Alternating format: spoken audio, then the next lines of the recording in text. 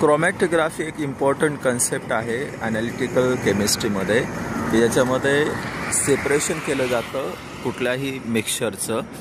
आणि काय जनरली आहे की जनरली मेथड जे आहेत रेग्युलर मेथड त्याच्यामध्ये सेपरेशन होत नसेल तर ते क्रोमॅटोग्राफीमध्ये करतात. त्याच्यामध्ये दोन बेसिक गोष्टी असतात. एक आहे स्टेशनरी फेज, दुसरं आहे मोबाईल फेज. आता तुम्हाला काय इमॅजिन करायचं आहे, हा जो रोड आहे किंवा त्या साईडचा जो रोड आहे तो म्हणजे स्टेशनरी फेज आहे. मोबाईल फेज तुम्ही इमॅजिन करा एअर आहे, तर एअर आता या डायरेक्शननी चाललेली आहे, तर असं हे जे आहे एअर याच्यामध्ये मोबाईल फेज आहे.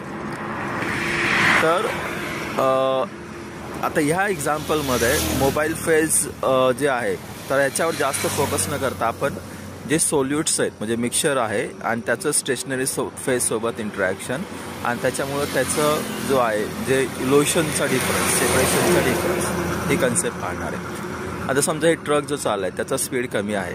ट्रक इमॅजिन करा एक मॉलिक्यूल आहे आणि रोड स्टेशनरी फेज, त्याचं इंटरॅक्शन वेगळं आहे कारण त्याचं कॅरेक्टरिस्टिक वेगळे. ट्रक वेगळाच असतो. आता तो पहिला जो ट्रक आहे हा थोडासा मोठा ट्रक, यांचं कॅरेक्टरिस्टिक वेगळं आहे, इंटरॅक्शन वेगळं आहे, त्याच्यामुळं त्यांचा स्पीड वेगळा आहे आणि ते एकमेकांपासून दूर आहे, सेपरेट होत आहेत. त्यानंतर तुम्ही जर एक्झाम्पल्स बाकीचे पाहिलं जसं की छोट्या गाड्या, आता समजा ही छोटी गाडी ही खूप फास्ट जाते, ही छोटी गाडी फास्ट जाते, ती त्या ट्रकला ओव्हरटेक करेल. यांचं स्पीड वेगळं आहे कारण त्यांचं कॅरेक्टरिस्टिक वेगळे. असं प्रत्येक गाडी एक मॉलिक्यूल इमॅजिन करा आणि ह्या ज्यावेळेस एक कॉलम थ्रू पास होत आहे तर ते त्यांचं स्पीड किंवा इंटरॅक्शन डिफरंट असल्यामुळं ते सेपरेट होतात आणि रिझोल्युशन होतं किंवा त्यांचं सेपरेशन होतं.